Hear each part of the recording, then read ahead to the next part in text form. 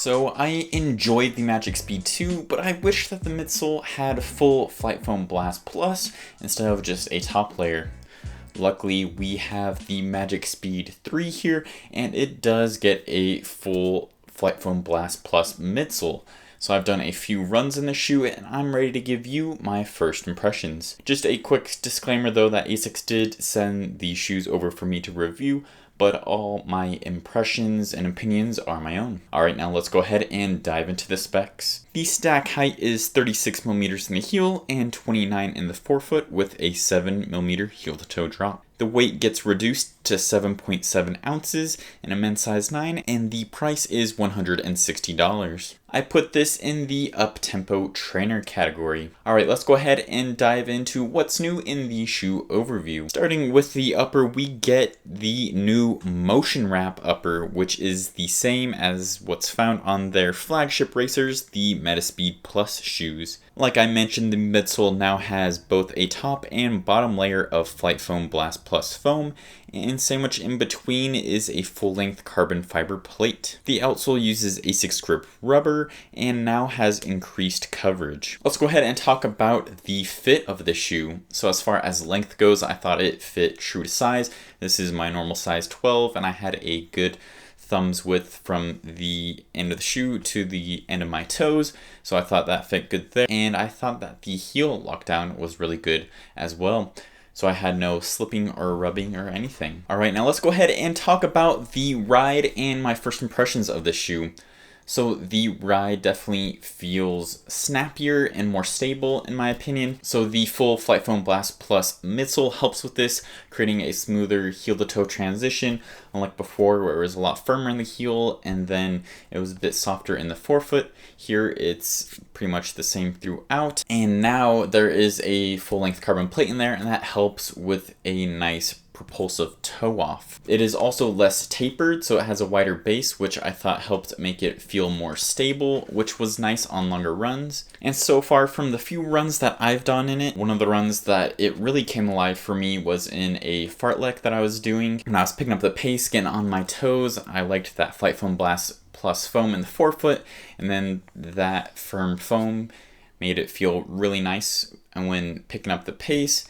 And then in between sessions when I was kind of doing a recovery jog, I was laying a little bit further back on my heel, and that softer foam back there does make a difference. So I do think that this will be a good speed day shoe. It's light on foot and fast, and I think will be a good training companion to the Metaspeed, where you just want to save those for faster races.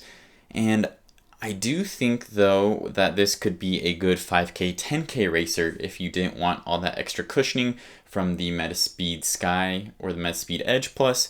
This one's a little sleeker, a little firmer, and I think it'd be good at those distances. Alright, now it's time to do a few comparisons to the Magic Speed 3. The first shoe I'm going to compare it to is the Magic Speed 2. So I didn't really mind the upper on the Magic Speed 2. I didn't necessarily think it was the most premium feeling. The motion wrap definitely feels much more comfortable, much more premium on the new version. Like I mentioned, that regular Flight Foam in the heel is pretty firm. It can be a little harsh. The new Flight Foam Blast Plus in the heel here definitely softens up, makes it more enjoyable. The plate in the Magic Speed 2 was a blend of nylon and carbon fiber, while the Magic Speed 3 is a full carbon fiber. So this one's going to be a little stiffer, this one's going to be a little more flexible. So I think that the Magic Speed 2 maybe leans just a hair more on the up-tempo trainer side, while the Magic Speed 3, again, just a hair leans more towards the speed day racer side. Overall, I think they're both good shoes, but I do like the improvement of the Magic Speed 3. Next up is the Metaspeed Sky Plus. Like I mentioned, I really like this motion wrap upper, so I'm glad they brought it to the Magic Speed 3. It does a good job keeping you locked in, and it's light but also durable. The midsoles here are going to be different. We have the Flight Foam Turbo in the Metaspeed Edge, and that's going to be a little more energetic, and there is more of it on the Metaspeed Sky. It has a higher stack height. Another difference is the plate placement. This one has the plate closer to your foot instead of kind of scooped like this one where it's more towards the bottom in the forefoot.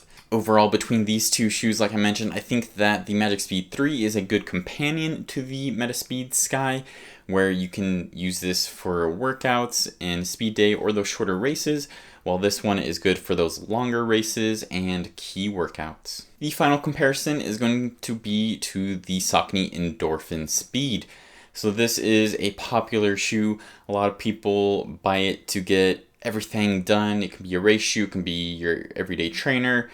So a very versatile up-tempo trainer in my opinion. So I think that they are both up-tempo trainers, but I think that the Endorphin Speed is more versatile because it does have that more flexible nylon plate and a little bouncier foam, while this one has that stiff carbon plate and the firmer foam. I think it definitely makes it better for those speed days and not necessarily kind of relaxed everyday running, while I think this one can handle more of those run types. But that's just kind of my initial thought of it off the top of my head. So overall, I am liking the Magic Speed 3. I think it's a good improvement from the Magic Speed 2.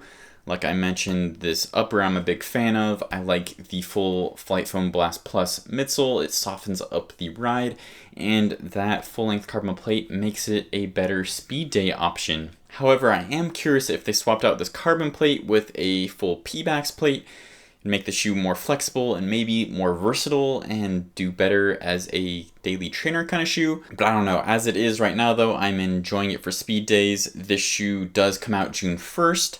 Let me know in the comments down below if you will be picking up a pair. So I have more miles to put on the shoe before I give you my final verdict in the full review. Make sure you subscribe so you don't miss that. Thanks for watching, and as always, keep on running.